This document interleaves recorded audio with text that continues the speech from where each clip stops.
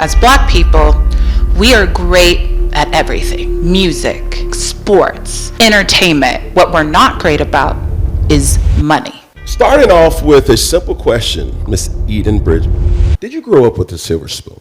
But don't get it twisted by any means. They made us work. I started out as a janitor. Did you know that? Did not. I've cleaned toilets. I swept those floors. I dropped those fries. I said, would you like to biggie size that for 99 cents? And the generation listening right now have no idea what I'm talking about. My husband grew up on the south side of Chicago, a white kid who very much does not at all look like the individual on paper I was supposed to end up with. Truthfully, I should have married you, I guess. Watch out now. I mean, I'm just saying. Slow down. I done went viral for that situation alone. Are you talking about a prenup?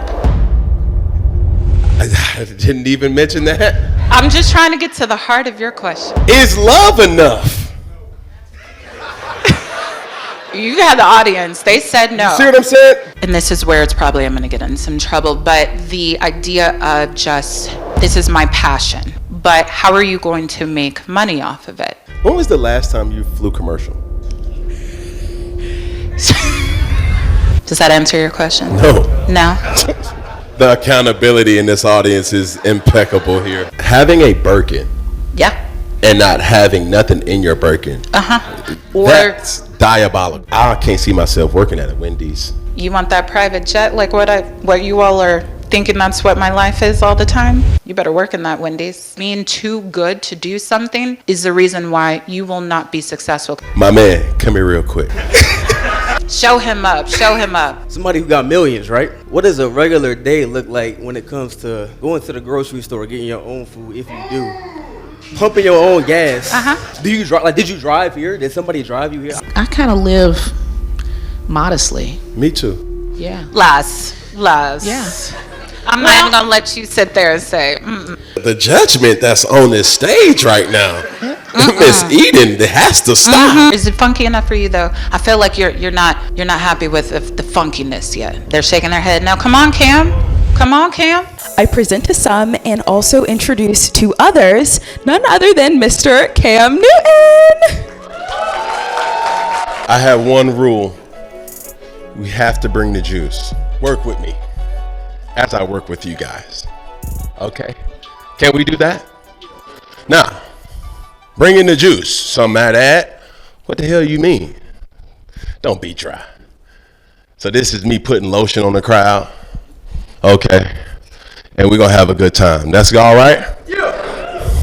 That's all right. Yeah. They say third time's the charm. Is that all right? Yeah. Okay, here we go. Let's go. So I am introducing the person who is sitting across from me. She's a wife, owner, CEO, and chairman of EBONY and Jet. Chief Marketing Officer of Mana Inc., Loyola University of Chicago Quinlan School of Business, and University of Louisville graduate, International Business Honor Society 2013 inductee. I present to some and introduce to others, Miss Eden Bridgeman.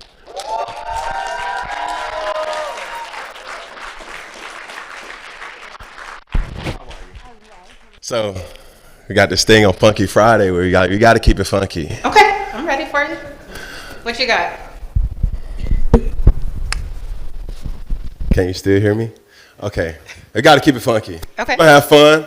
We're gonna have some insightful conversations, but really understanding the purpose of the dollar, right? Starting off with a simple question. Miss Eden Bridgeman, did you grow up with a silver spoon? Now, first, how would you define a silver spoon? Let's not act as if we don't know your situation here. For those who don't know, okay, Junior, the big one, not the little. Junior Bridgeman is your father. He is. Right? Yes. President. Doris Bridgeman as well is my mother. Because if you're going to tell the story, you got to tell You got to both. tell it, but you know, it's three sides of the story. This is just one of those sides. Okay. 12 seasons as in the basketball NBA, right? CEO of Bridgeman Food Inc. He built a fast food empire, right? Some would think, as well as me playing 11 years in the NFL, he played 12, and now he is the GOAT in regards to entrepreneurship. So that's Dad. Yes. So my question is, there's means to the madness. Yes. Did you grow up with a silver spoon? I'll answer it this way. Please. I grew up blessed by God. And that is, if you want to know anything about myself and our family, that God has just blessed us. So yes, there were privileges for sure, but all those privileges came from heaven above. For sure. But the reason is, I'm asking for a friend. You're my daughter. My daughter can relate to how you grew up. And I'm asking. So even though we have a live audience here, I need ways of how did Junior parent you? Because there's a fine line with having access to a lot and still teaching certain principles. Yes. Right? So for that reason alone, what were some of those exercises that your father and mother did to teach about financial literacy growing up? Well, their money is their money. And that's what they always like to tell us. To this day, their money is their money. Now, they use their money to make sure my brothers, I'm the youngest of three, my brothers and I got a great education, and that we could focus in ways that as they grew up, without the means that my siblings and I had, that we could hopefully achieve even more than what they did because, hey, we were able to have them pay for college and to take away certain burdens that might have steered us in distraction of maybe what we were trying to focus in on. But don't get it twisted by any means. They made us work.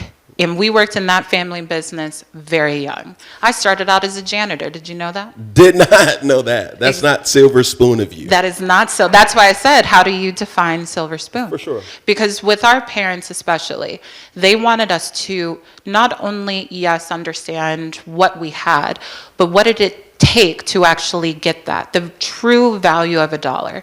So if we were going to have this headquarters of this empire or this, that, and the other, you were going to work in all these different positions so you understood what you were truly managing. So yeah, I've cleaned toilets.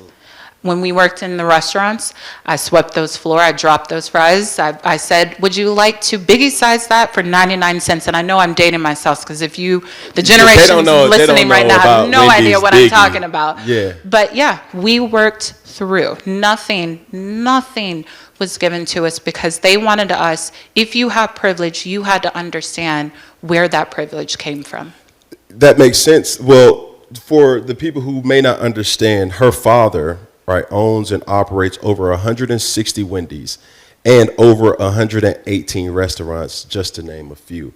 So we were getting down and dirty in regards to figuring out the whole operations from janitorial levels to managerial levels. Oh, when we graduated to working in the home office, I was a file clerk because it was, if you were going to have to pay all of these bills, you needed to file and understand all that needed to go into a business. So working as a file clerk and, again, all the things that, yeah, when I was 16, did I necessarily want to do that or really understand? No.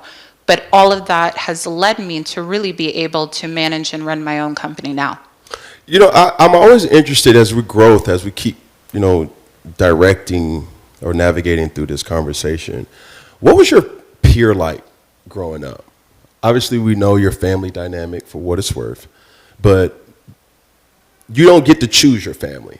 You get to choose your friends.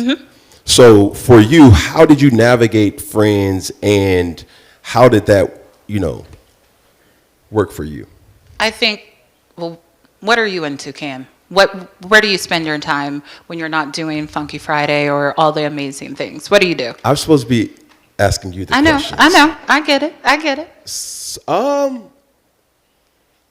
I don't know. I'm an extreme introvert. Okay.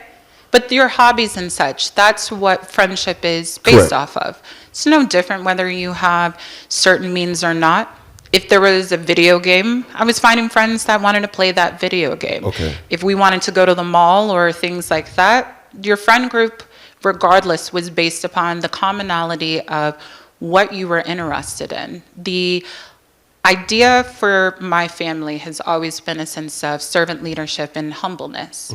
And so no matter how you grow, when it comes to the various privileges, it was always based upon, again, the blessings and understanding where they came from. And so my friend group was just like anybody's friend group. We laughed, we fought with each other. All of that had nothing different per se as far as the means of, especially even within our own family.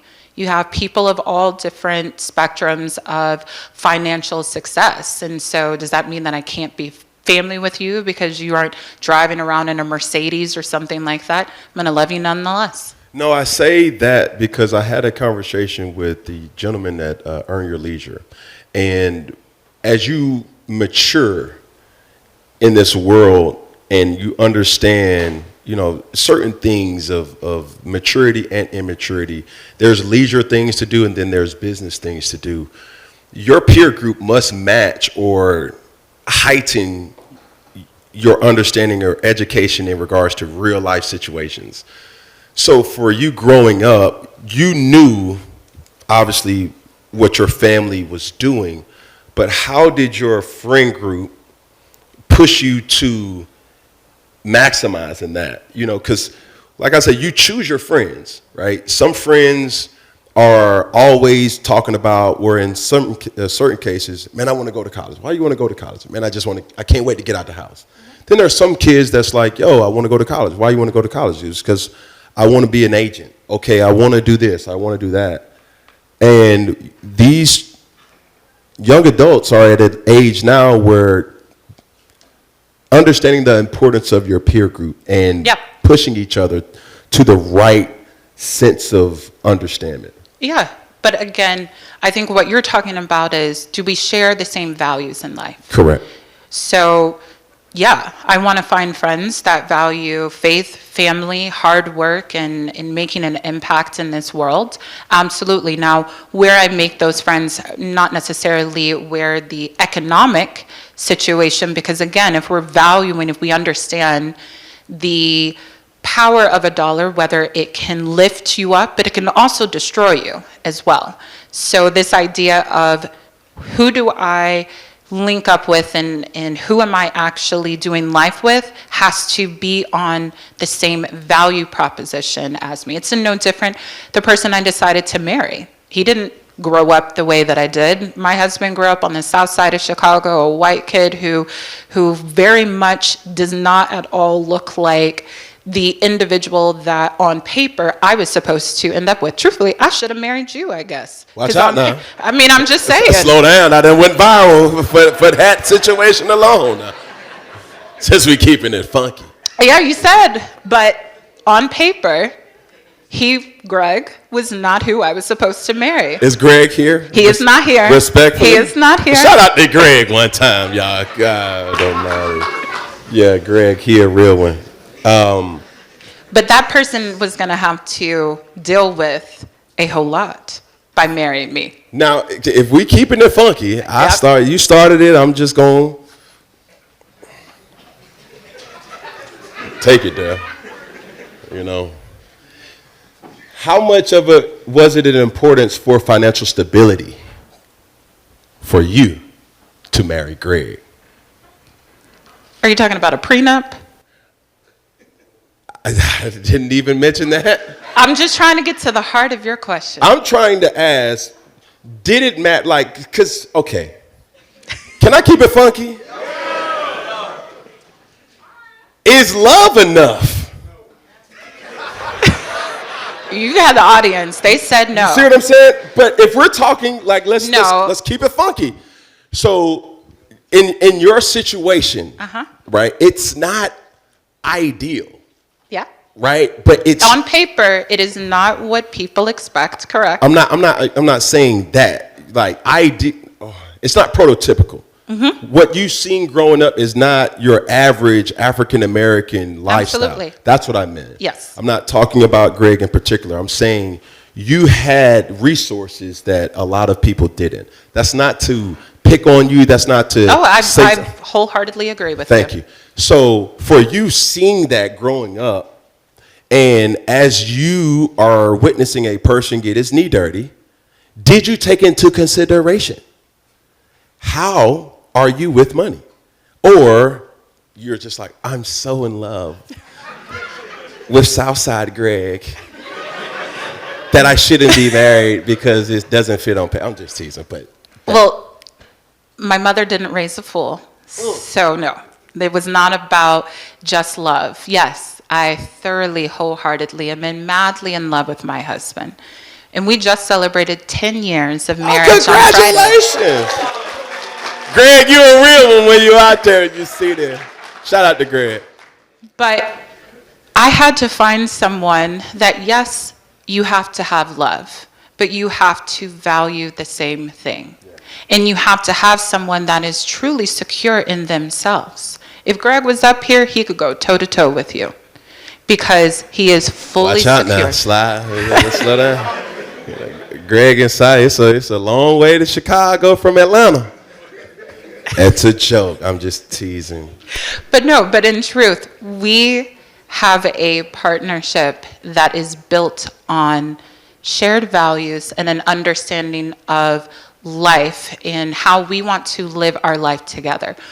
And so that has allowed us to navigate 10 years of influences, both, from the business world to family dynamics, friends, everything. Now we got 2 kids, so there's dynamics galore. But yes, love, but it has to be more. One thing before we talked about OG Greg, I'm curious to know what impacted you most. The resources that you had as a family or the relatability of your peer group?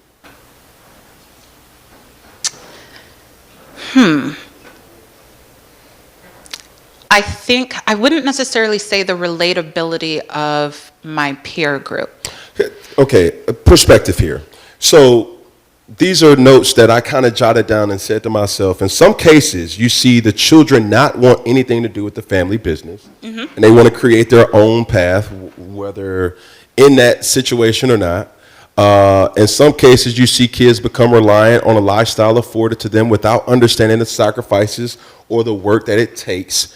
And other scenarios, you have peer groups that can have negative impact or positive impact for trying to achieve, and it could create a level of independence, right? So it's family, and then you have friends. Like these type of situations, what impacted you the most? I'd say my family. Okay. We talk about Team Bridgeman a lot in the sense that, yes, my father played in the NBA 12 years, but he was considered a sixth man. He was that person that you looked at the bench after the starting 5 and you said, you come in and you change the way the direction of this game is going to hopefully change it to a win at the end. So this idea of team and understanding your position on the team. So for our family, we use Team Bridgeman a lot in understanding, okay, sometimes you need to be a starter and sometimes you need to be the first one off the bench and doing it together. I think what we haven't talked about is the simple fact that within my family, yes, we've had a lot of means, but my oldest brother is actually in the audience because we are in this life together, this family business, and understanding our opportunity as second generation and as African Americans is not common. And so we want to make sure the next generation and the next, it's not that we were just one of, but all of these businesses impact our family, but also will impact all the other families that are part of our journey. Great. I will read this stat to you. The amount of student debt that an average student carries, according to the USA Today, in 2024, borrowers have an average of $37,853 in federal student loan debt and $40,681 in private student loans. When you hear that, how do you, or how could you kind of put it into layman's terms of how we prevent that issue from impacting the future of a student? Number one, I think it's, and this is where it's probably, I'm going to get in some trouble, but the idea of just, this is my passion. Mm-hmm. Okay, it's your passion, but how are you going to make money off of it? Like, how are you going to truly support yourself? Because passion alone is not going to keep a roof over your head. It's not going to pay your bills. It's not. So I had a ton of passions, but passion without a plan, without how you're actually going to transition that into something that you can support yourself, I think is where so many different organizations and leadership do the next generation a disservice. It's like, dream it and you can become it. No. You didn't just dream that Funky Friday was going to be this amazing success. You had a plan. You're passionate about what you're doing, yes, but you had a plan. So for all of these individuals, what is that real plan? If you want to go into college and study X, Y, and Z, that is amazing. We need you to continue education, but education without a plan continues this idea of debt that no one is figuring out the proper ways to get out of, which is where institutions like Wells Fargo and such partnering with students the way that they are right now to say, let's get a plan and figure out how you're actually going to achieve success and not be saddled with debt that will haunt you and will prevent you from being able to truly realize everything that you're trying to do. I think that's so key. Passion without a plan, like it says it in the great book, right? Faith without work is dead. Exactly. Mm-hmm. Right. So I see so many different times, and I don't know if he's in here or not, but I met somebody using the restroom, right? And my man, I don't want to ask. Yeah, I don't want to ask. It's okay. We got to keep it funky. I feel comfortable here. And he was like, yo, bro, like, I'm going to junior college just like you. I'm going to go to D1 just like you. I'm going to make it to the league just like you. And I'm like, bro, do you know how hard that is? Yeah. The amount of delusion that I had to have exactly to understand that I was a part of the 0.5% to do what I did. Mm-hmm. But also aware enough to know I'm not going to get to the next level without hard work, without sacrifices, and without a plan. And here's the piece that we also don't talk about. So you led out with the stats around my father, okay? Why I brought up my mother, that man could not have achieved the heights that he has been able to without support. And so this idea that with your passion and hard work alone, it's that idea of alone, you're going to achieve, trust and believe there is not a single person who was widely successful that did not have support all along the way. And so for my father, it was my mom.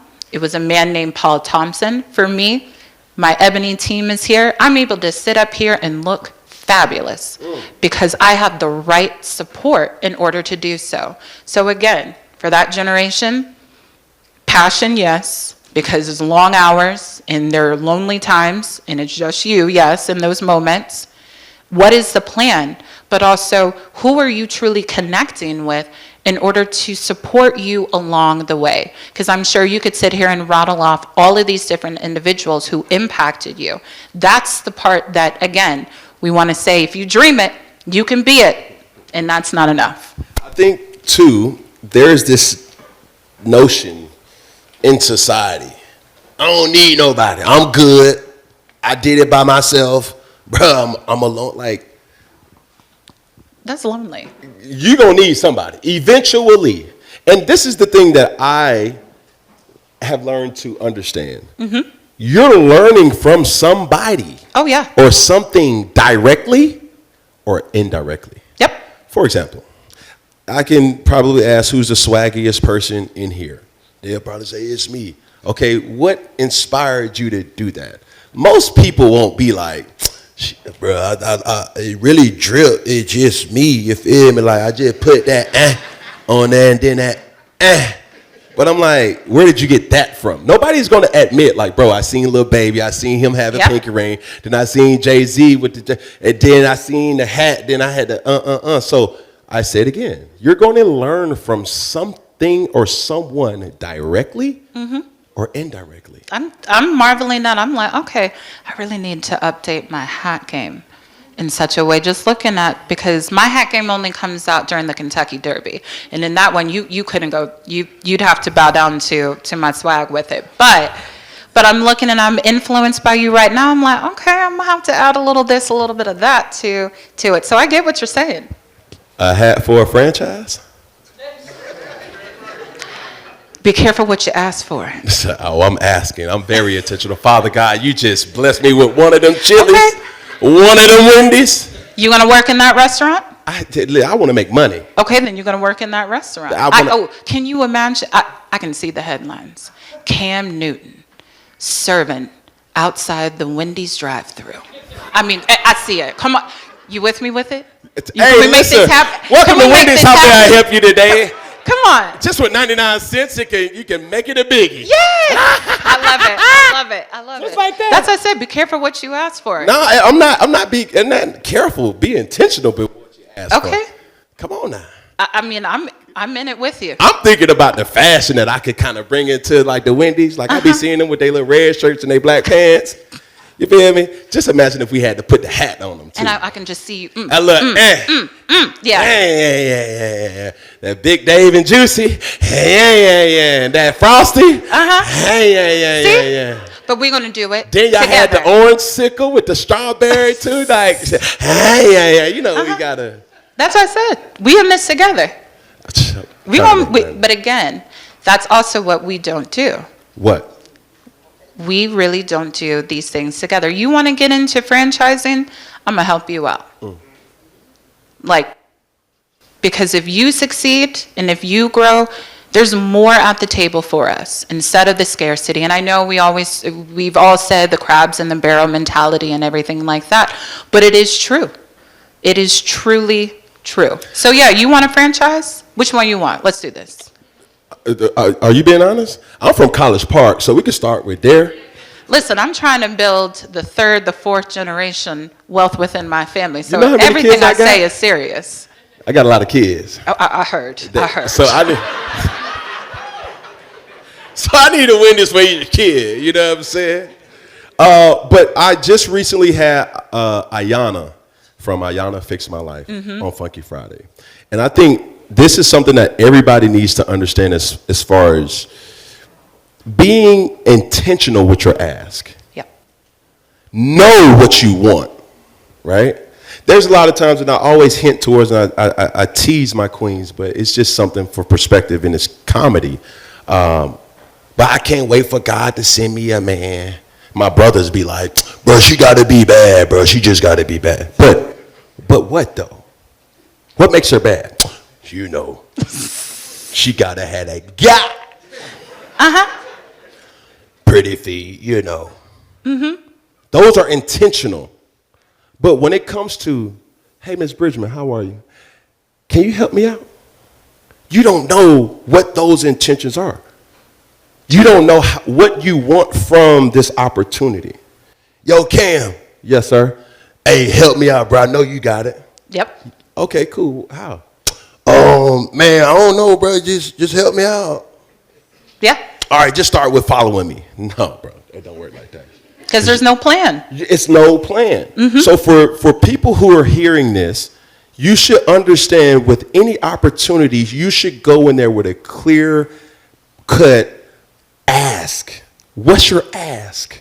If you have this opportunity, you will fumble it if you do not know that or are not intentional with what you actually want from this. Yep. So I would admonish anybody to do that, and understanding that as you grow, you will meet plenty of people. And understanding that with the people that you meet, right, collaboration is everything. Yes.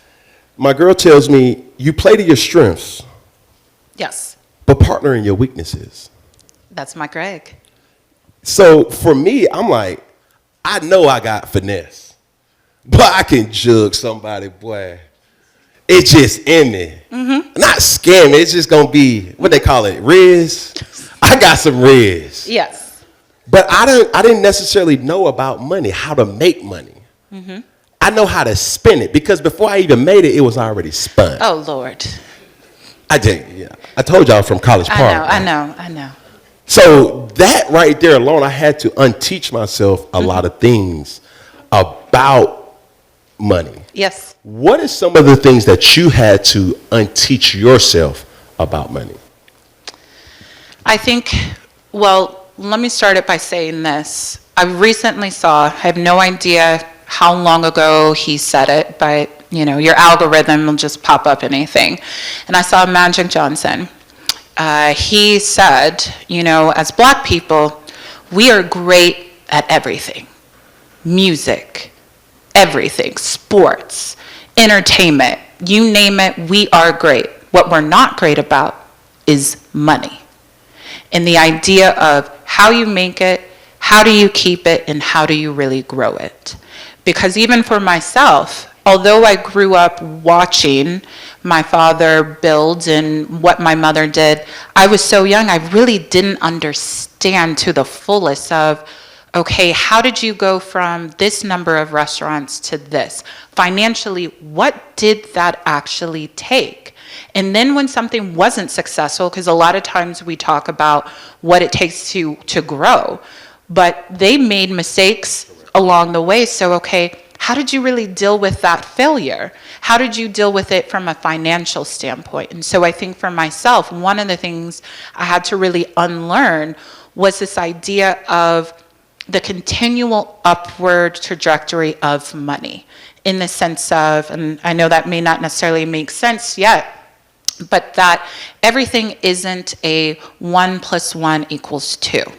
Sometimes it's going to leapfrog over and you're going to exponentially grow, or you're going to have to pull back and but have a deficit for a second in order to do that next leap. So the idea that money continually goes up and down is something that, again, if you've only ever dealt with it here, okay, what does it look like when it needs to come down here? And how do you operate to go then to even higher? I think as you were talking, I'm thinking to myself, I'm really the first generation, or not, we keep using these generation words. I'm the first person in my family that ever made money, like real money, not no paycheck to paycheck. Yeah. Money. Like this is something like, oh my God, I could do whatever I want, whenever I want, with whoever I want.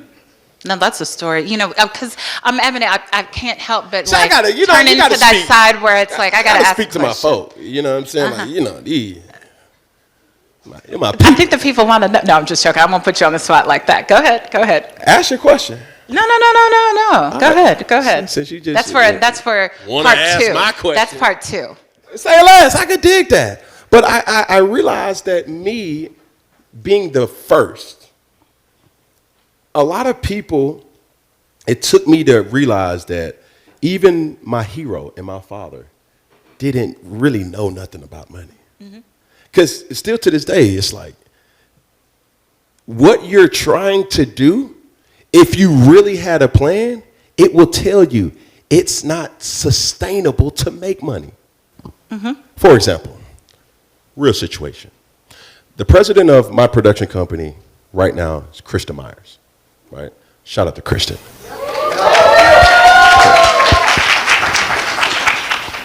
And I had to think about something because her initial, as I tease and say, your initiation to Iconic Saga was by way of a project that we were doing. My intentions going into it was, she asked, what do you want? I want to make money. Okay, cool. We come out with a plan.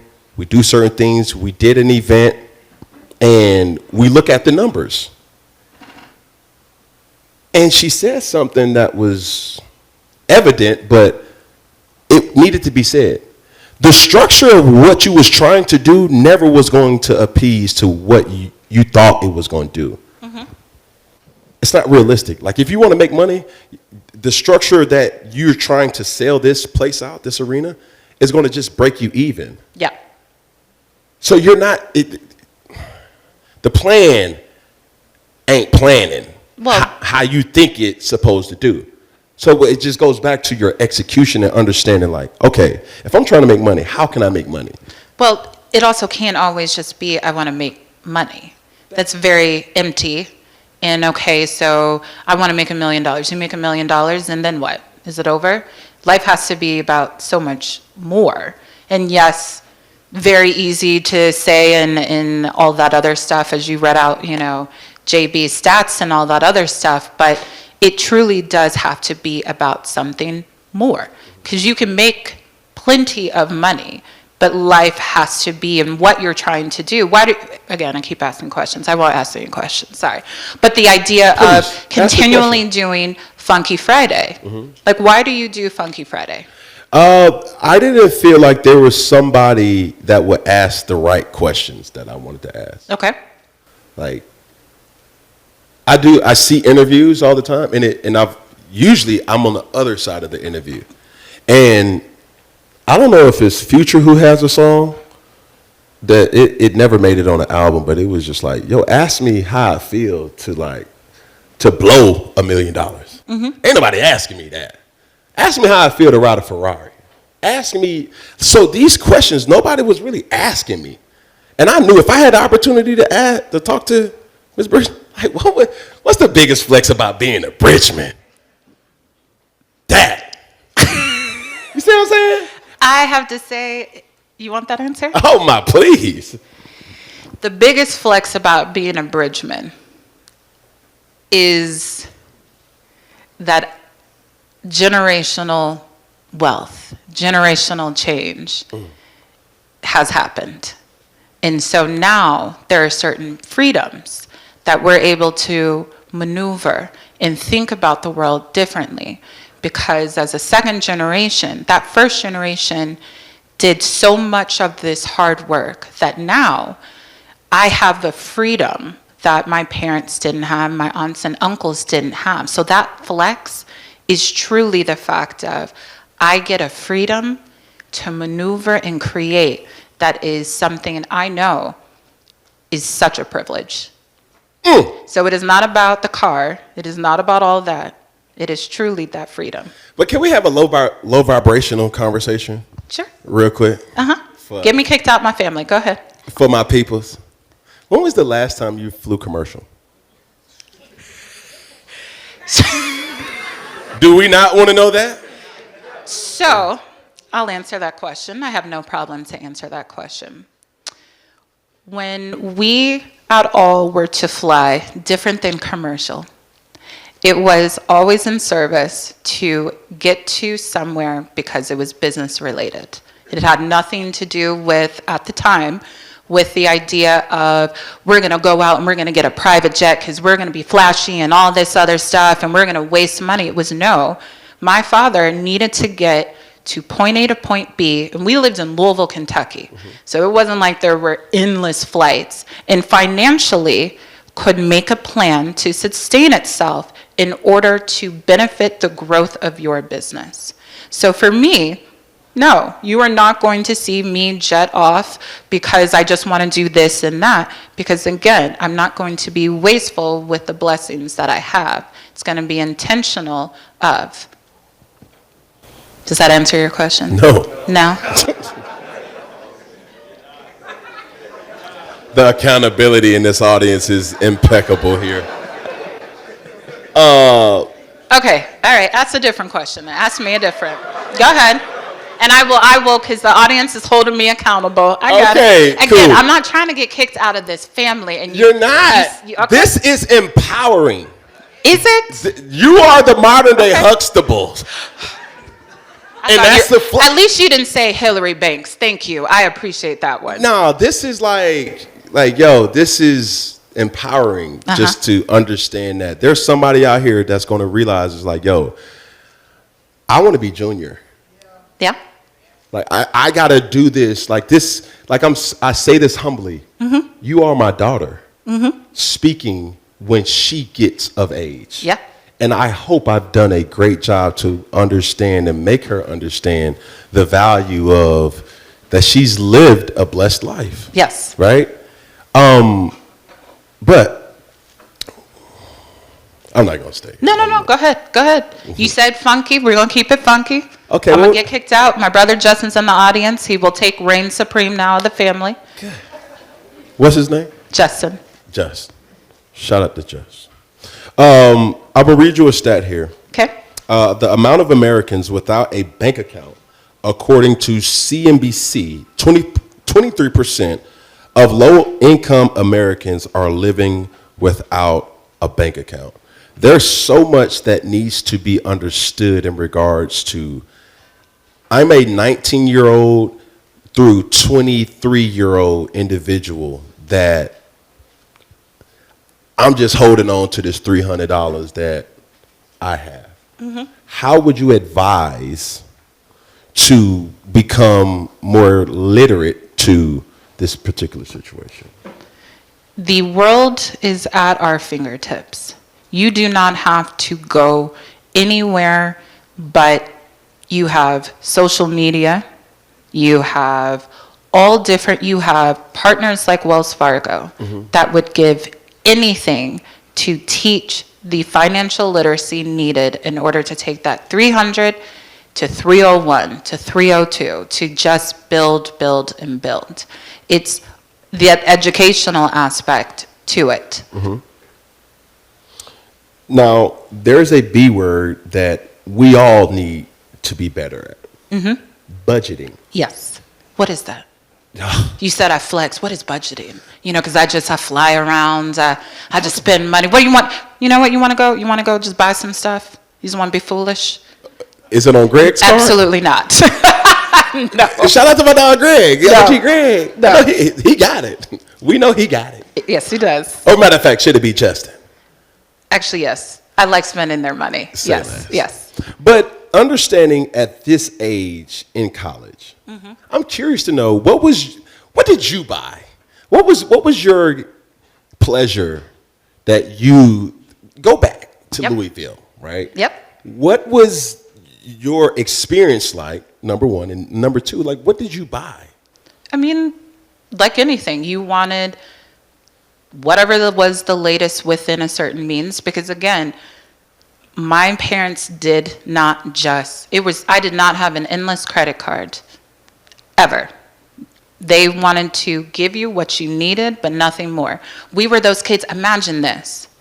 You heard all the stats. Everybody heard, Junior, this, that, and the other. We weren't driving around in Mercedes. If you knew, and I'm going to put him on the spot, Justin's first car, you would never, ever, ever, ever, ever think that we were those kids. Ever.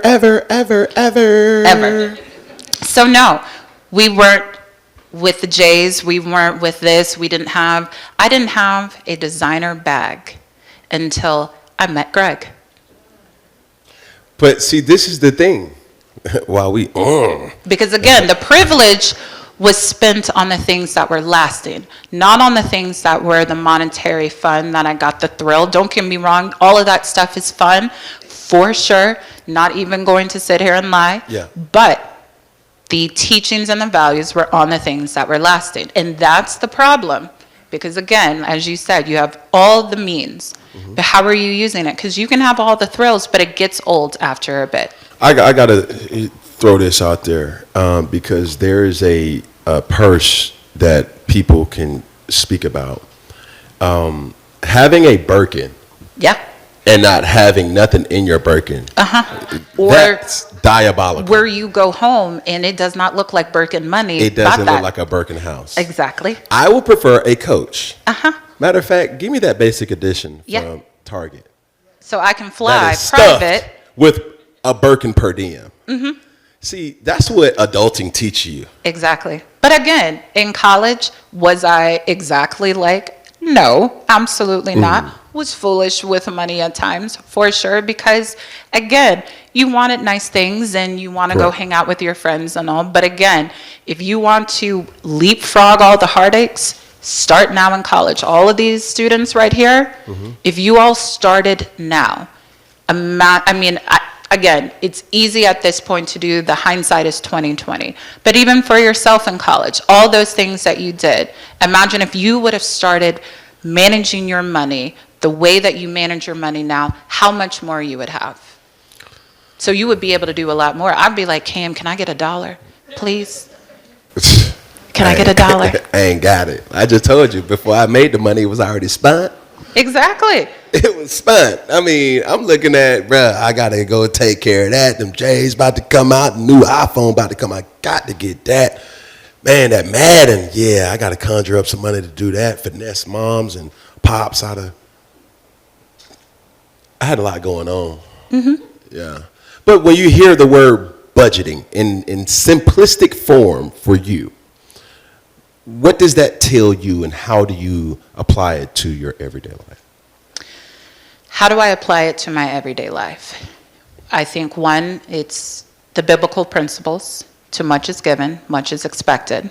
So with every single dollar, okay, how am I going to use this in order to first glorify God? So starting with that.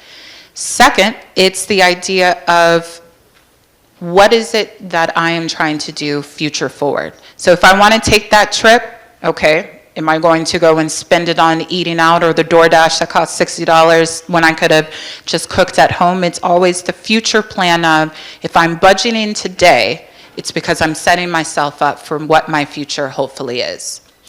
So while in college, did you work? Of course. I've been working since I was 12. And if not even before, when you think really about all the things that you had to do, but truly, as far as a job, how we would define it, since I was 12 years old. Can you help me out with something real quick? Sure. Okay. Like I said, I have a lot of kids.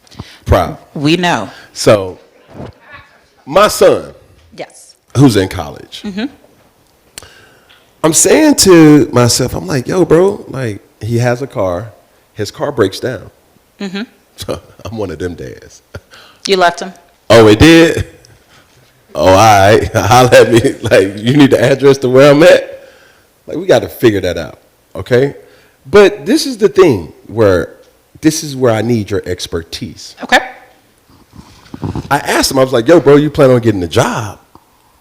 You know what I'm saying? Like, you in college, but you're not an athlete. So Yeah. how we going to compartmentalize our time? Like, I want you to have a great time in college. Understand that. There's jobs that are screaming, hire me. Yeah. How do you feel, or how should you feel as a person to say, like, okay, I can't see myself working at a Wendy's. Can't see myself working at a McDonald's, Quiznos, fast food as a whole. So you want that private jet, like what you all are thinking that's what my life is all the time? You better work in that Wendy's. My father worked in that Wendy's. So I'll give you this, what most people don't realize, the story. My father did not make millions of dollars playing the NBA. That was not even a thought. Those men had to work jobs in the summertime. There was no shoe contracts that you got multi-million. They got a shoe contract, AKA you just got a pair of shoes or so to play the game. There was not all of this. So when he got out of the league, there wasn't generational money the way that there is now, where those individuals literally do not, if they manage that money well, they don't ever have to work another day in their lives. But for him, he had to. And he got into the restaurant business, and he worked in the restaurants in order to be able to make sure his business got to that next level. So great story. A woman comes through the drive-thru and he's working it. And then she goes on a radio station saying, it is so terrible. These athletes, they're having to, work in the restaurant. I saw Eden Bridgeman handing me my food outside that Wendy's, not realizing that Eden Bridgeman actually owned that Wendy's and multiplied that 5 Wendy's to over 500 different restaurants at the height of our restaurant kind of division of our family business. So you better work and be humble to work in that restaurant, because you never know where life is going to take you. And so for him, he could have, oh no, I'm too good. I'm too good to be able to work in. I'm the boss. I shouldn't have to do all of those things. But he was right there with his people, and he got the people to buy in. And those people are what helped him multiply to the success that he has and have afforded me to be able to do so. And then those individuals, as we grew, that meant that they were able to be afforded more and more. So that idea of being too good to do something is the reason why you will not be successful, because you're not willing to sacrifice or be humble to receive the blessing that is waiting down the line. I think when I hear you speak, it just is glaring that a lot of people are delusional for the wrong reasons about what they expect from life. Yes. Right? I expect a lot of money. I expect private jets. I expect, whatever. But the worst trait that you can have is a laziness about you or entitlement. Bingo. But you have said the $1,000 that you feel that somebody owes you something that my father would tell me, you should never expect a blessing for something that you didn't work for. Yes, or even are willing to do yourself. For sure.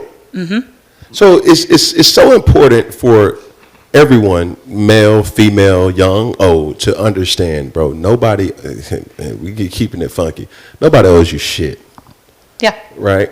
And I think it's so essential for us to understand the soonest we get out of ourself in regards to our ego, in regards to how it may look, because there's certain qualities in business that I would even ask what your pie would be, but hospitality is at the utmost. Oh, yes. Leadership. Yes. Is at the utmost. Selflessness is at the utmost. What do you mean by selflessness? It's like, okay, I'm Cam Newton, but that don't mean I can't pick up or take out the trash. That don't mean I can't answer the phone at fellowship. That don't mean I can't take people food at one of my, it's one of these things that it's like, bro, put your pride, sis, put your pride, my boy, put your pride so far in your pocket because it's taking money out of your pocket. Yes. So what would you say certain qualities about being business savvy or having a business acumen that you should at least have or be aware to have? You kind of summed up servant leadership, for sure.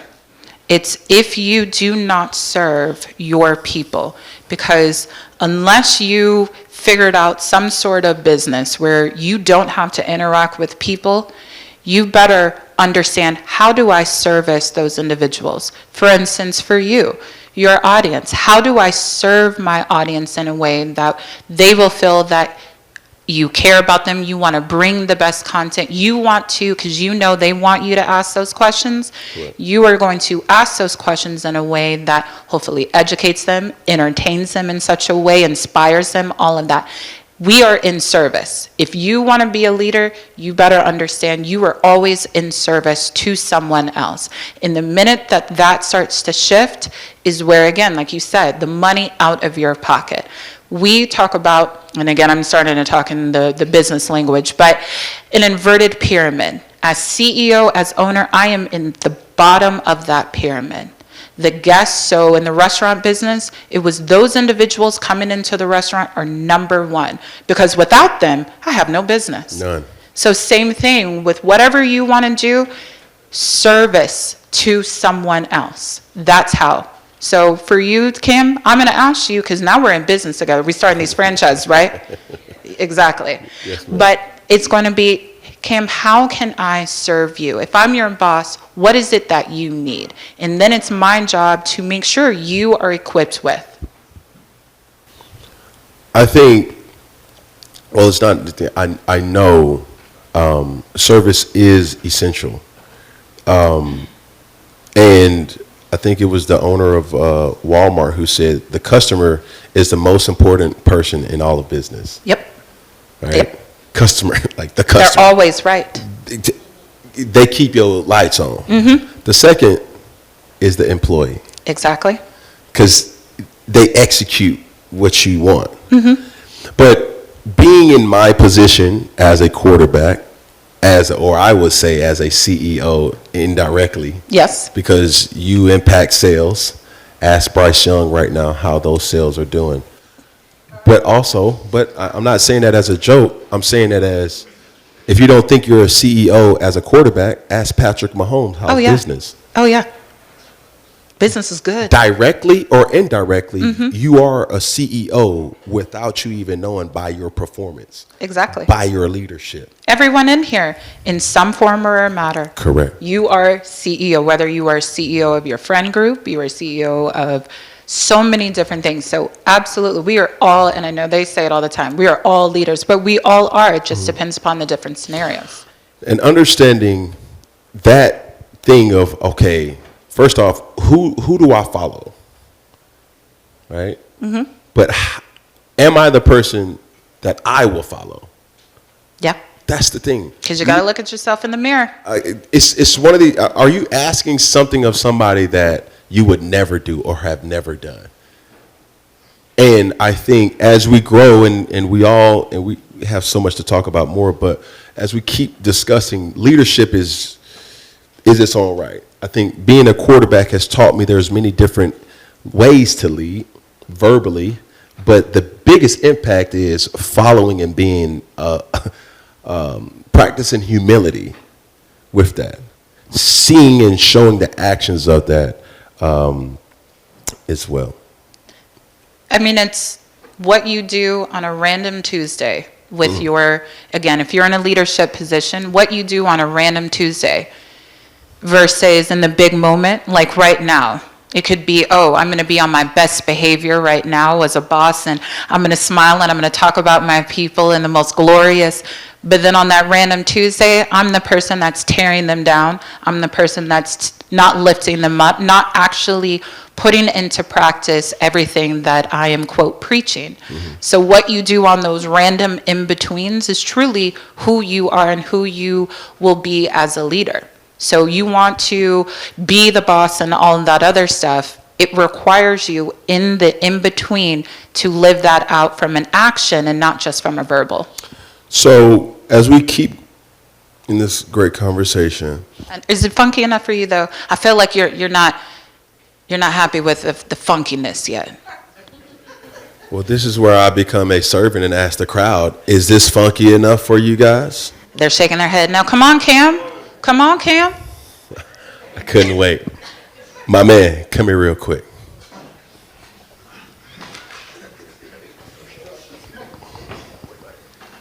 You shook your head no. Yeah. Why isn't this funky for you? You know, I feel like we just ain't got one of them viral moments yet. I feel like y'all been real cordial, real business savvy, but I feel like you got to get real personal with it.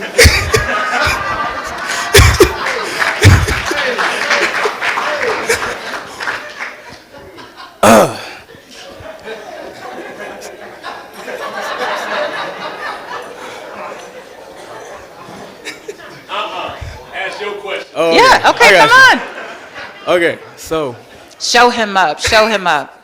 Okay, so somebody who got millions, right? What does a regular day look like when it comes to going to the grocery store, getting your own food, if you do, pumping your own gas? Do you drive? Like, did you drive here? Did somebody drive you here? Someone did drive me. See? My older brother. Justin, Okay. what was the rental car you picked me up in? Toyota Camry. That's what I rode up in here. Come on up.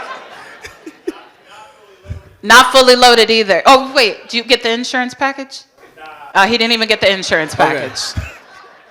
Okay, so when it comes to like groceries, right? Yeah. Do you just go to your fridge and then you just see food just pop in there? Or are you going to like I am going to the food line by yourself? Like Yeah. you go to No. Whole Foods? I go to Whole Foods. I shouldn't say this. I do not on a regular basis shop at Trader Joe's. Okay. I Instacart because I have an 8-week-old baby. So I do not have necessarily the exact time for my life to go to the grocery store because I'd like to spend it a little bit different, and that is a privilege for sure to be able to Instacart right now the groceries and to put it in the fridge. Okay. That's a blessing. All right, give it to me. Come on. I got y'all. You're losing me. I got you, bro. What's the most expensive thing you ever dropped a bag? That I ever dropped a bag on? The most expensive thing you ever bought. How much did it cost and what was it? How much? Oh, you. Now, okay, let me ask this, because you could say you're home, for sure, and I know that's not what you're that's kind of boring, isn't it, to say my home? No, it ain't. No, okay. How many acres? How many acres? Okay, so I will give you all, for our family, and this again, hopefully this inspires you, because this is something, again, that is not common by any means, so I understand. I live next to my brother, and I live next to other family members, that we all can share a compound of sorts to support each other, but I have my own acreage, and my brother has his own acreage as well, and there is, yes, a road that was built in between to connect our properties, for sure. When I say she got her own money, she got her own money. Get your ass. Give me, man. What's your name? Nice to meet you, Zaire. All right, now that he warmed you up, come on, Cam. Because you have been teeing me up to a very business conversation. Yeah, I mean, they don't. I thought it was on Funky Friday. They don't want to talk about business, though. I agree. There's a lot of more people who shook their head. Any more contestants of asking questions? Yes, no, maybe so. Oh, we're getting some. See, be careful who you sit next to, your friend Let's go. group. Come here. Let them use you, as they say it in the church.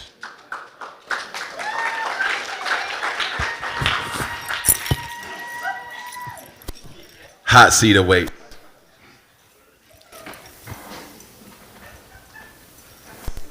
All right, I feel like, let me turn to you. I'm ready for you. Nice to meet you. My name is Octavius Walker. Oh, you better say that with I'm the from full Memphis, Tennessee. Memphis, You know what I'm Tennessee. saying? I like talking about business. You know what I'm saying? I want to be a generational wealth for my family. Mm-hmm. So, what's your thought process? Like, how are you able to keep your head straight? Like, going through your whole process. Like, was it hard? Did you have those moments where you wanted to give up and where you were down? And how were you able to come up and rise out of those problems or those situations? Well, imagine for myself and Justin, although I feel like I'm going to tell Justin to come up here just to make it fun, but imagine the shoes that we have to fill. I mean, Junior and Doris Bridgeman, that's not an easy thing to come behind, especially when what they have done is not common. It's not that there was this endless blueprint of how you can be successful in the Black community. That for sure is not the book that I can just reference by any means. So yes, it is not lost upon me that the shoes that I fill, the fact that I wasn't an athlete, so I'm already starting behind per se because I didn't have that platform to propel me. But for myself, it was, wow, if they could, especially with the means that they had and how little, and I have all of this, shame on me for not being able to multiply it times now 10. They may have been able to multiply it times 2. And so are there doubts? Are there everything? Absolutely. But it's that competitive edge within our family. And I'm the youngest, and I'm the only girl. And that's why I keep referencing my brothers in the sense of spending their money, all that fun stuff. But in truth, I want to be greater than them. I want to be greater than Junior. I don't want to have to reference him anymore. I want it to singular be Eden Bridgeman, and that is it. So that's the answer to your question. We're going to tag team this thing. You dig what I'm saying? You just let me. So I want to know, has there ever been pressure that you felt to live up to a status of, okay, Junior would have never did this as the CEO? Oh, yeah. What are those, and how have you been able to manage or compartmentalize those emotions in your situation? I think it really comes to truly knowing yourself. And what I mean by knowing yourself is, okay, am I going to listen to the critique? Am I going to listen to all of that? Or am I going to use that to propel and show, okay, that's what they said. Now let me show you the alternative. Again, it's one of those, I am incredibly competitive. That's why I said I'll go toe-to-toe with him on the hat game. Just give me a second. He thinks but again, it's that competitive nature.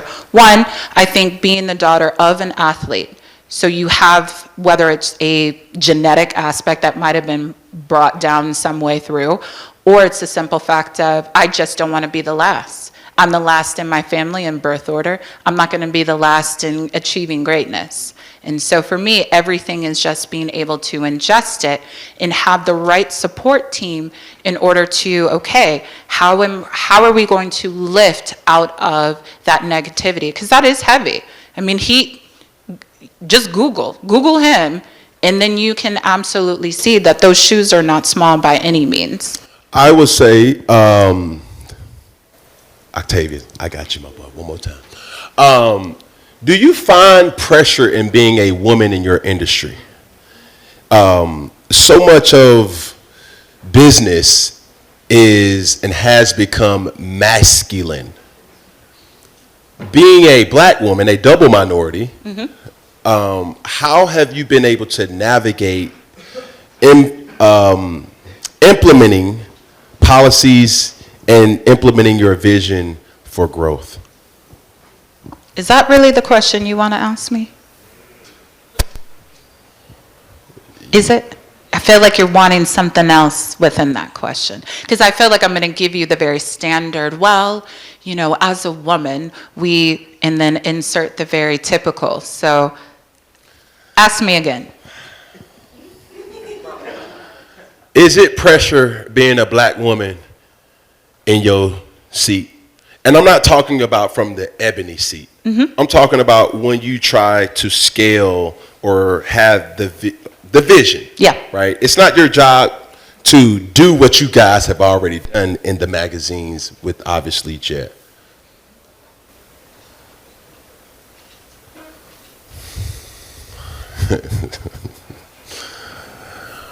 I'm trying to filter the funkiness here. But are you taken serious? Right? I think a lot of times, and there's a unrealistic expectation. Shout out to Kamala. And there is the viral moment that we just had. That ain't viral. Had nothing to do. I don't have to say. It's all on. Yep. Go ahead. But I'm saying there are certain things that, yeah, in the famous words of James Brown, this is a man's world. Yeah. How do you navigate as a woman? How do I navigate as a woman?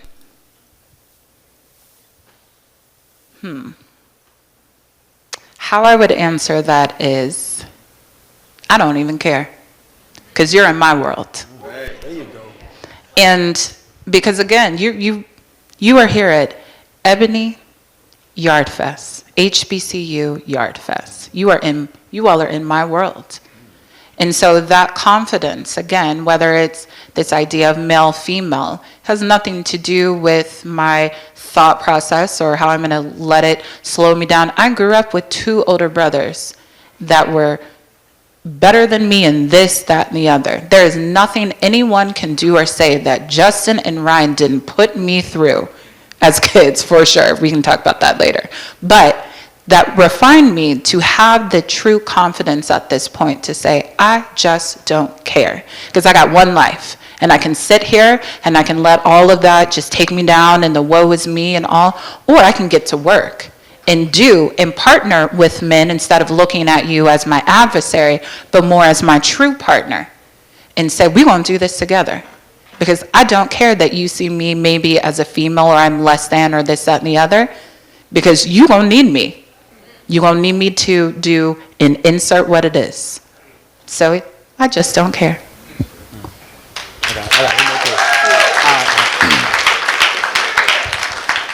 That was a great answer. I love the answer. I love the answer. So I was listening to what y'all were talking about support, right? Yeah. And also competitiveness, right?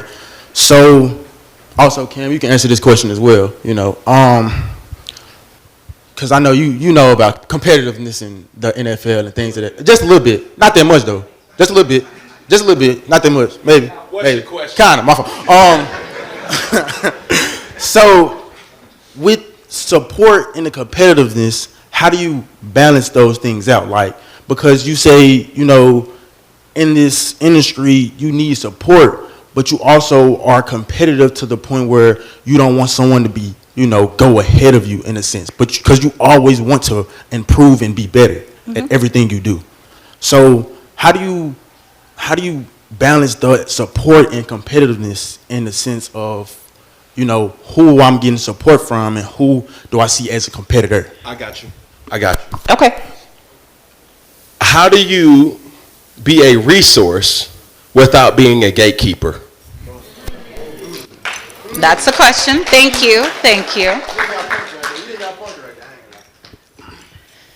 How do you, say it again. How do you be a resource? Yep. Like there's a lot of, coming from over here, beautiful women by the way. So they may ask you a question, but how do you answer that honestly or be a resource honestly without gatekeeping, all the while keeping your edge? One, it goes back to exactly what I said. Why do you think that there's only one person that can achieve? That there's only one? Because if you gatekeep, you think that there isn't anything else, there is a limit. And so you have it, you have to hold on to it. Instead of, and that comes from places of fear, jealousy, envy, and everything else in between. So if you gatekeep towards someone, that is what you are doing instead of realizing, again, I go back to this idea, hey, Cam, you want to get into franchising? Let me partner with you. Let me figure out how I can be a part of your success because maybe I now have equity into what you're doing. I carve out a little percentage so that you go off and you get 1,000 restaurants. For the people that don't know equity, could you explain what equity is? What equity is. Goodness, where's Gigi? Where's our Wells Fargo team? I feel like that. Is Gigi here? She's prepared. Okay. Gigi's right here. Not yet, Miss Gigi. Okay. Yes. I'm gonna 100% make sure that Gigi for sure talks about it. But the equity in the sense of is ownership in something. The percentage of what I can hopefully extract out over time. And so for me, having equity, having a piece of ownership into something, it's the equity you per se pull out of your home, the equity you pull out of your business.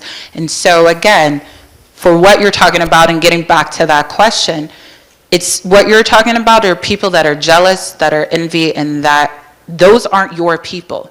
So if that person does that to you, go to someone else. There are 50 other individuals that you can go to.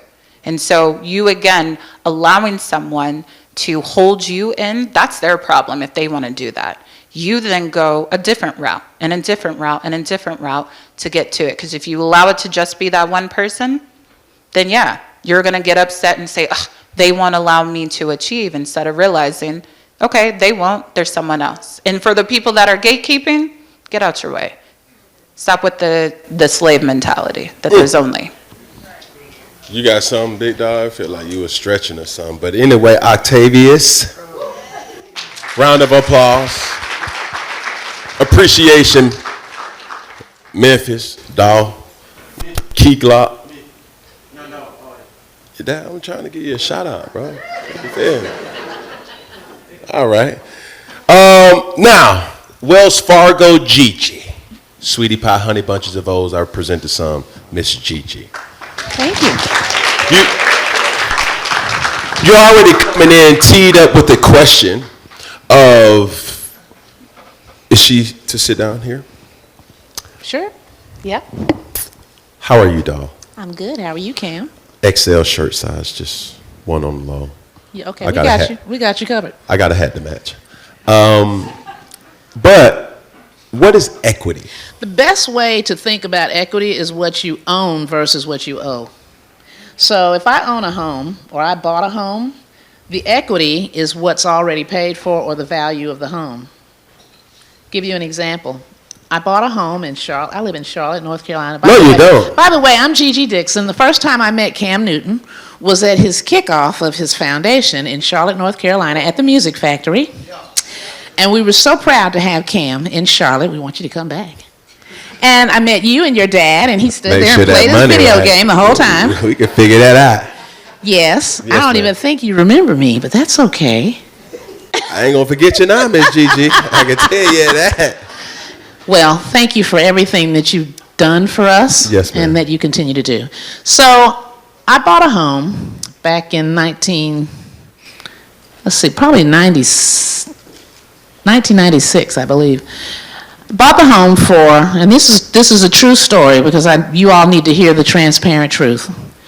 Bought the home in 1997. I paid $197,000 for the home. You all, if you've watched the housing market at all, you know that the price of housing has really increased over time. The equity that I have in that home, bought it and paid the first time was an interest rate of about 8%, and then interest rates went down, so I refinanced my house. The house is now worth $695,000. You do the math. How much equity do I have in that house? I only owe on that house. Guess how much I owe on that house? I owe $65,000 on that house. So, take $695 minus 65. That's the equity. It's what you own versus what you owe. Does that make sense to you guys? And this is why you need Gigi's in your life if that did not make sense. Try to break, and that's just one example. Go ahead, Cam. This is why you need Eden in your life to help you with that $65,000 that you owe. Yeah, you can get that little just a little bit more And then you were the one that. Oh, you asked Justin. Justin got it. Justin's got it. Oh, Greg. No, Greg's got it. Yeah. Say less. That was a joke. I'm sorry. That ADD kicking in, and I just trying to filter myself. Are you ADD? I got LIFE. Well, I'm actually ADHD. Well, that's why I asked, because I think it's a superpower. Mm-hmm. It is? I think so. Well, answer this.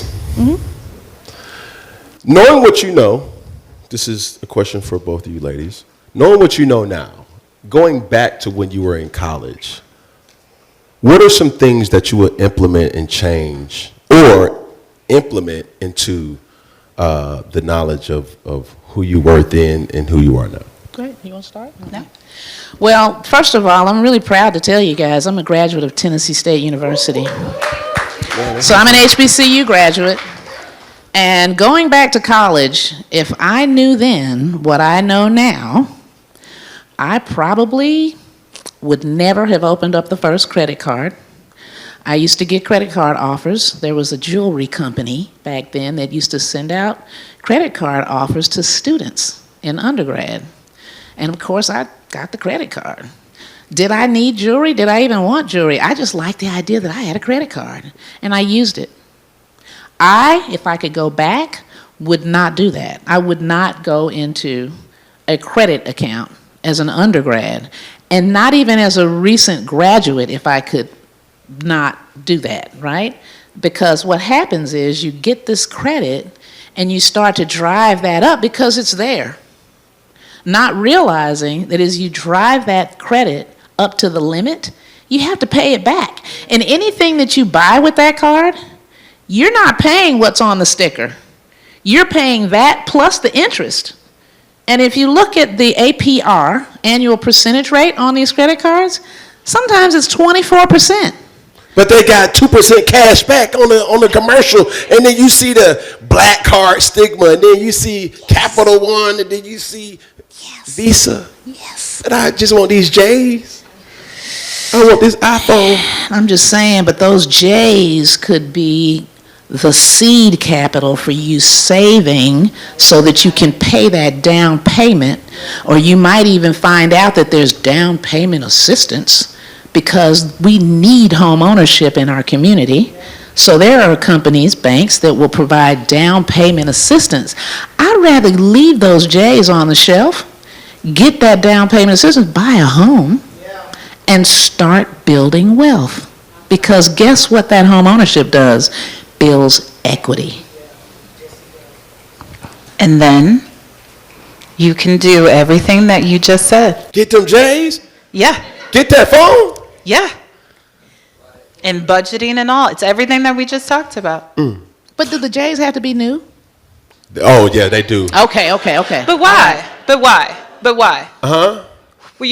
Why? Why do they have to be new? Cause if they not new, when They I funky. step to shouting, and she look down and be like, okay, he's stepping Is proper. that who If I you got really skunked- want though? Huh? Is that who you really want? Is that who's going to be with you as you continue to grow?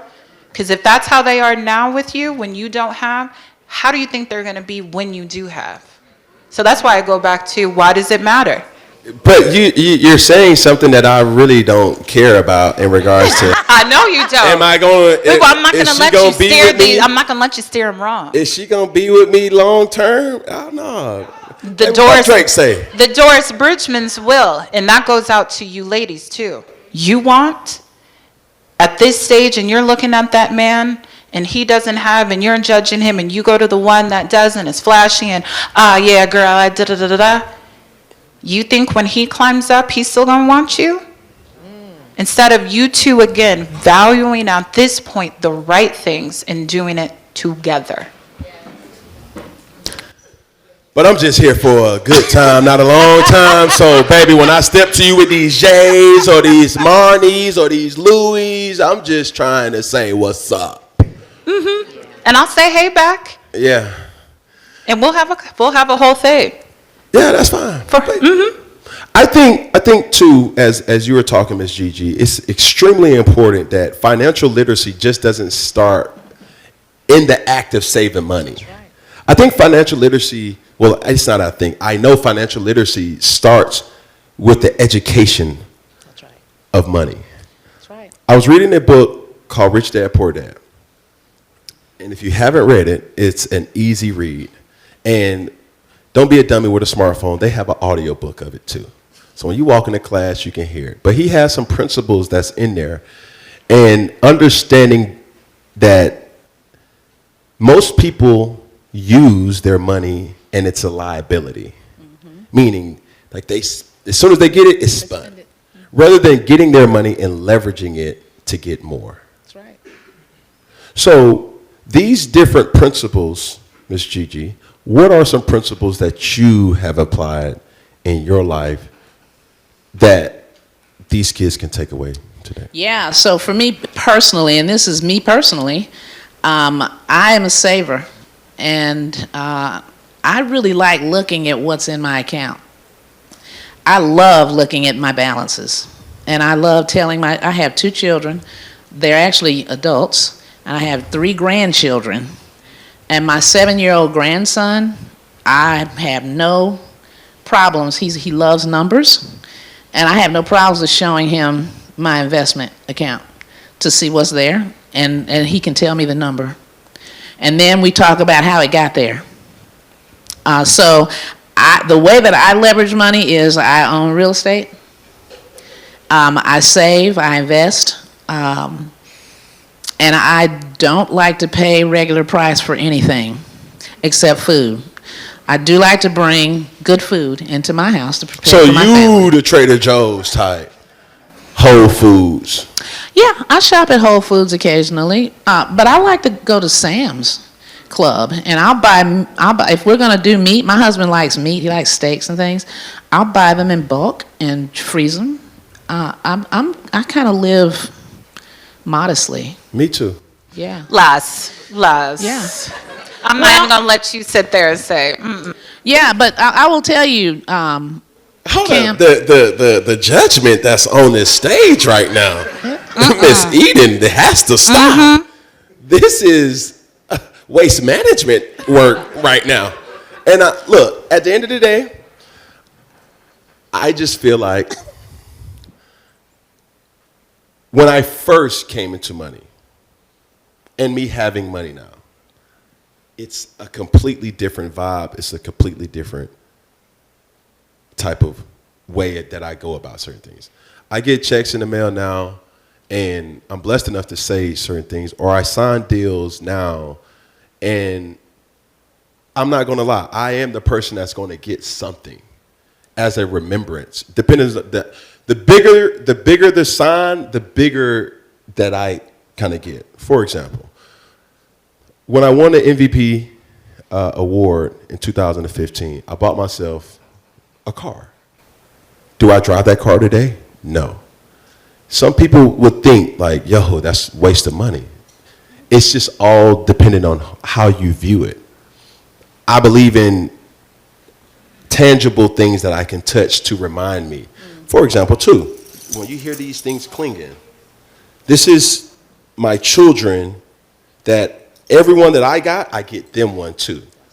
So these are constant reminders in my life that no matter how high or how low, you got to have reminders for me. And then we always talk about save, but understand too, reap your benefits. Oh, yeah. And I say it respectfully because we all talk about like, yo, save your money, do this and do that. But also, bless you, also live in the moment for that. Don't be afraid to work, right? But don't be afraid to play too. I agree. So I can't be, naive and not speak on that, because those are things that, like with my team, we work extremely hard. We also play hard too. Our thing is we do dinner. Kristen, as she's over there, she's bougie, so she likes wine, right? She don't like no cheap wine. She likes The Prisoner. Watch out now. Hey, slow down. Hey, what you know about that, Miss Gigi? A lot. Okay. But those things, like you work hard to be able to reap those type of benefits. Mm-hmm. And my work has to be, I'm working hard enough to allow me to spend, not splurge, spend on some certain things. We have a quick game before we get out of here. Does everybody have a phone? Could you raise your phone real quick? Cam? Yes, ma'am. I want to respond to one thing you just said. Can I? Just real quick. Please. Okay. Even with budgeting, it's really, people don't like to call it budgeting in this day and age, and I don't either. It's called a spending plan. Mm-hmm. Part of that is to reward yourself. You have to pay yourself first. So I want to make sure that that's just a given, guys. Working and doing what you feel is responsible and accountable in terms of your goals and dreams, your vision, should not be a burden.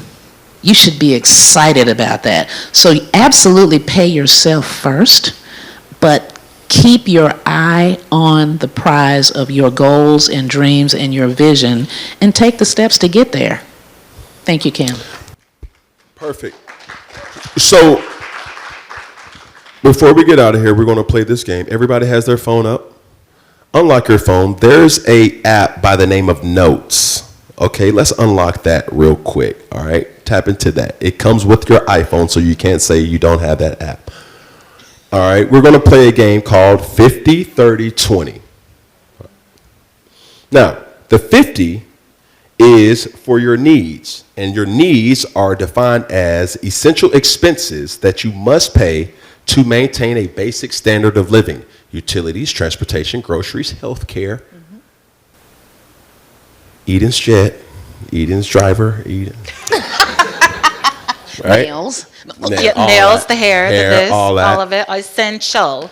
Now, the 30% is your wants. Watch out, Miss Eden. I know. Are non-essential expenses that enhance your lifestyle but are not necessary for basic living. Dining out, entertainment, travel, subscription services, shopping, Birkin bags. Okay. And 20% is for savings and debt repayment. Now, the game is simple, right? I want you guys to jot down what is under your bucket of the 50% as realistic things. If you don't have a car, you may say, yo, this is for Lyft, this is for Uber, this is for groceries, my dorm, blah, blah, blah. 30% also goes to your wants. What do you want? It's Christmas coming up, birthdays, these type of things. And the 20% is the money that you are dedicating to pay back. Now, we need 5 people to share their list.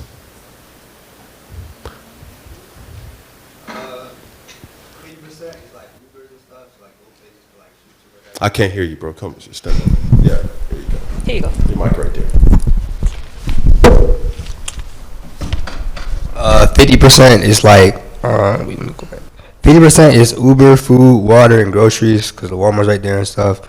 40% is like wants, so like, right now I'm trying to save for a new camera and stuff to like help me with my photography business and whatnot. So that's really the only thing that I like want, that like 2K. And then goes to our savings. How much money do you dedicate to paying back? Do you have a credit card?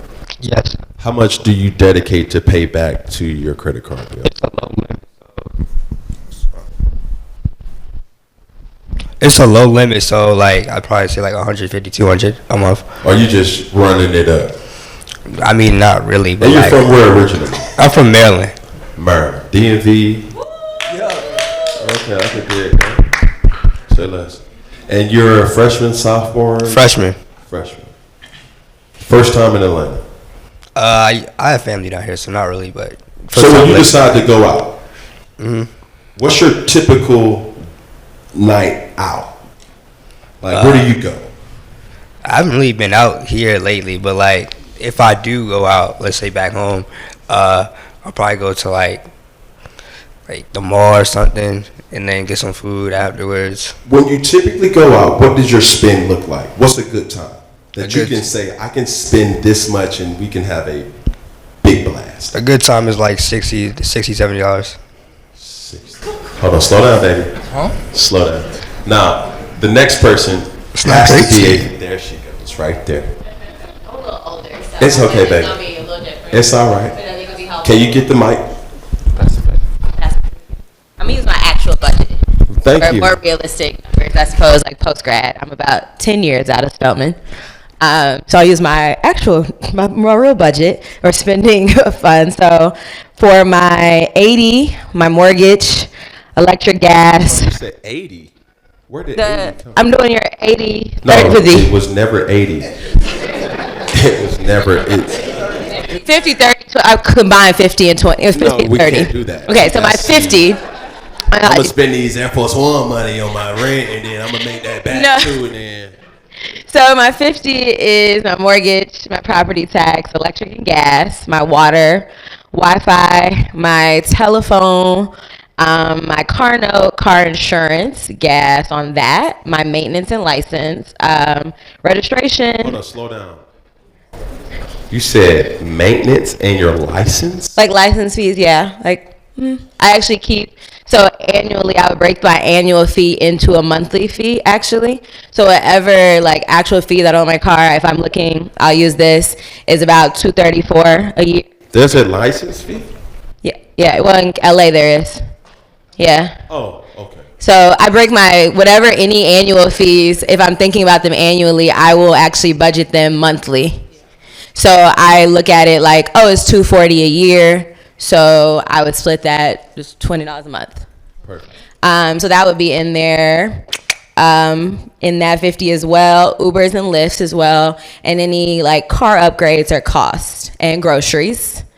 Hair, nails, and wax is also an essential. My health insurance, I have private insurance there, and then my life insurance policy, my therapy. You're still on 50%? Yeah. I'm in my necessities.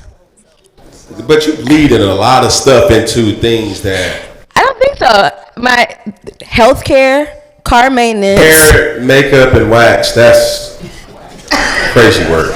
That shouldn't be in a necessity?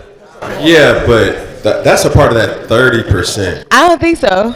That's a man's world. To be honest, I don't think so. I can't go into work without that is absolutely a part of my daily necessity. Now, I would say no. Do I need new bundles every month? No. But a basic wash and dry, a press, yeah. That's in that 50. I think it was funky if women walked around without hair, makeup, and wax. No, truly. Okay, that's funky. The low vibrational me will judge her. No, yeah. You don't regularly see a barber for a lineup? That's not a necessity to you? Nah, see what I've done, I have not, and God is my witness, I have not got a lineup for... It's the hats. I understand. Years. I get it. But what I did is I bought a $60 razor to the thing, and I just saved so much money. I love that. And boom.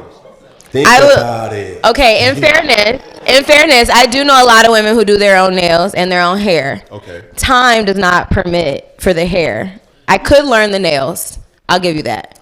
Get to the 20%. The 20%. So in my 20, I have my.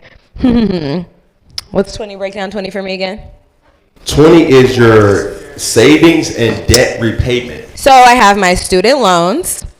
I currently have a lien in the state of California. I have an IRA. Stay away right now. She's wanted. IRA contribution. I have and I'm on a tax repayment plan as well. That's in there, and credit card payments. Okay. Somebody talking about I could be her Jay-Z to Beyonce. We could be on the run tour for real. When you go out, sweetie pie, honey bunches of O's. What's your typical fee that that you can have a big blast with? I would say a Sunday with brunch with friends, $220. What? I don't Don't think. do it. Leave it alone. Leave it alone. Nah. Such a Don't do it. Don't. Eden, that's you back there. No. 220? I actually, I started noticing that with friends, I don't think anytime going out for a meal that I have seen with a group of women has been under about $150. And then if we Ubered, yes. No, for you. Okay. For you. The captivity has to stop. I'm not capping. I'm not capping at all. I'm not capping at all. I have not gone out, and I'm not talking you getting bottles or anything like that. Okay. You're going to just brunch. You have 2 drinks. You easily spending $150, and you're gonna look crazy if you say you're not. Hold up. We gotta respect her. Now, if I'm saying college fee, I probably could do that. 100, 110. So, are you in college right now? No, it's not. I'm class of 2015. Oh, okay. I'm class of 2015 So alone. Grown. Yeah, I'm 30. The hesitation. I don't feel grown, but Yeah, I'm just saying. in the room I do feel grown, yeah. Let's just say this. I'm gonna help you out. Okay. Because I don't want. Because I can see this going a whole thing. This is why these conversations need to happen, and why the Gigi's and others of the world have to be part of their journey at very young age, so that she can do the 200, all of these things, go out, brunch, bottle service. We're talking about prisoner. I'm talking Opus One. I'm going. Yeah. Slow. Come on now. We're gonna drink. We're gonna drink. Drinks and ball. I'm with Eden. Honestly, it is because of the Gigi that I am able to do that, and it wasn't until years out of school, even getting a financial advisor who was like, How much does everything you like cost? Make down if I'm planning to have children, do I want a night nurse? And she was like, and I need you to work back from there to determine how much you need to make a month with your savings, with health care, with all of those things. Yeah, but I must hold us brothers down here and just let's say what? Fellas, who's willing to pay at least $150 to take her on a date? I'm going to tell y'all, not now. I wouldn't expect that in college. Slow down. And we're going to wrap this up. Dreads, back there in the back. Could you please pass him the mic? Dreads? Oh my God. Yes. I don't feel like that was that bad. Okay, but before what you think about it being bad or not, could you tell me your 50, 30, 20? Well, I'm in college, so my empty the clip on $150. So my 50 looks like I just pay my car insurance, my phone bill, credit card bills, and what else? Any like miscellaneous things. I drive a lot, so gas money, that kind of thing. So that's what my 50 looks like. Okay. Now, 30. Right now, I'm saving up for a new camera. That's all that I really want right now. I don't really want too much. And then 20, I save where I can. Save for any day. How much money do you allot to pay back on that a month? To pay back on what? You just crashing out on just like we. No. I'm not frivolously spent like that 150. I would plan for that. No. Like I'd plan for that. We haven't got to 150, 220 yet. What I'm saying is gas. What I'm saying is these essential buys that you have to operate life. Mm-hmm. All right. Do you have a credit card? Yes. Yeah. Multiple. Yeah. Yes. Multiple. I'm asking, what fee have you assigned to pay on a monthly basis to pay back? While you talking about 150, that ain't nothing, man. I'm gonna pull out one of these. See, I didn't. No. I didn't. That wasn't my intent when I said I would pay something like that. Makes sense, Dreads. That's not.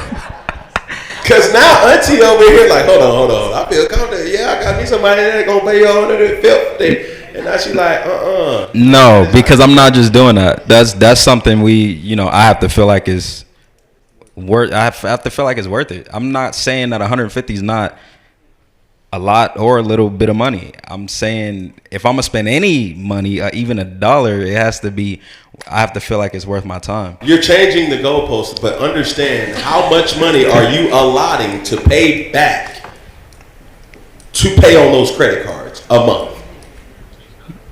I'll say probably between 150 and 200 per month, minimum. You said how much? You said how much, right? Is it per card or? Nah, it's total. I bundled that together. You bundle that. Yeah. Miss Eden, Yes. Miss Gigi, do we think the method of operations is at its premium for the situation, not just to point this individual out? How can we make it better, or some things that we would like to implement for the things that you have? Siri, baby, Siri, relax. Okay. Sure. Well, first of all, would love to have you sit down with a financial coach. And if you're matriculating right here, there's a financial coach waiting for you around the corner at the Wells Fargo West End branch. We have Operation Hope there that's all about the unbanked that you talked about and underbanked individuals, trying to pull you into the financial system such that you can build sustainability and grow your wealth. So a coach is a good idea. I was so happy to hear my sister talk about having a financial advisor that told her to unpack everything and start from the ground up to understand where her assets are and how to properly manage her assets so she can reach her goal and dream. I heard her say that she had to pay a mortgage. That means that she is building equity. So that's where I would start. And you know, people think that I ain't got no money. Why would I go to the bank and talk to a bank? That's when you go. That's when you go. Because you're starting at ground floor and you have to understand how to make the money work for you so that you're not working yourself to death for the money. Money should be working for you at some point in your life and you not work for the money. That's what you were talking about, Cam, is how do we understand money? It starts there, understanding money. What is it for? And how do you get it to work for you? So it's a little bit off kilter, but that's okay because you have to start somewhere.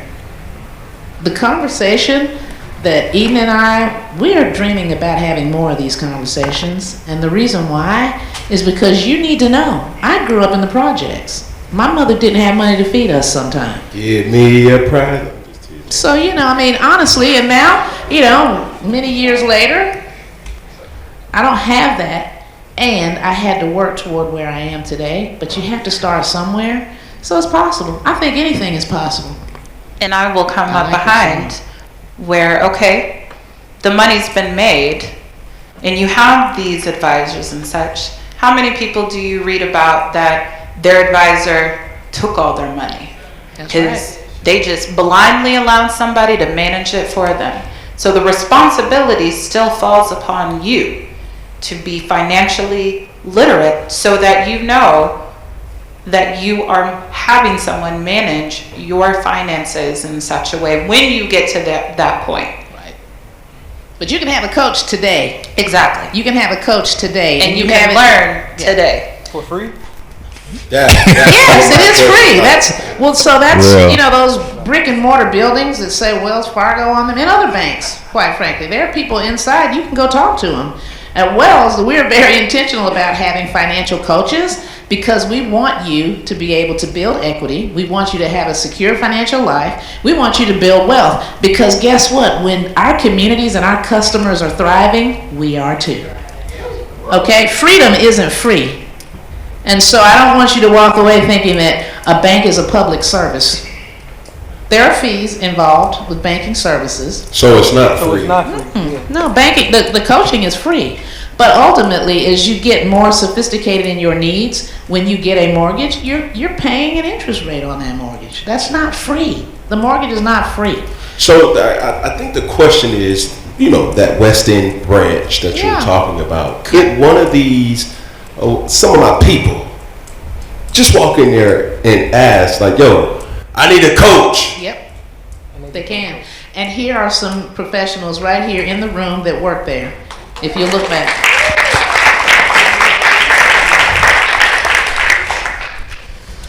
That has been our time here. There's so many other questions that I would love to kind of go into as far as, it's so low. I don't want to stay. I've been working on my high frequency staying there. But Miss Gigi and Miss Eden, I appreciate you guys' insight and intel in regards to this matter of money.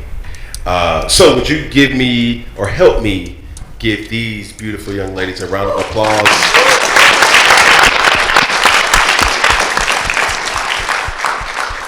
And as we end things here at Funky Friday, it's only right. Right? See, we need to see if you really from the projects or not. Come on with it. Let's get low. Wow. Okay. All right. So, are you coachable? Am I coachable? Yes. Absolutely. We know Miss Eden is competitive. Let's see if she can understand this. It's a group activity, so everybody, when I say all together, we're going to say one love. Okay? When I say all together, we're going to say one love. When I say all together, we're going to say one love. Okay. One hand out. Follow instructions. Here we go. One finger. One pinky. One thumb. All together. One love. Thank you guys so much. Appreciate you.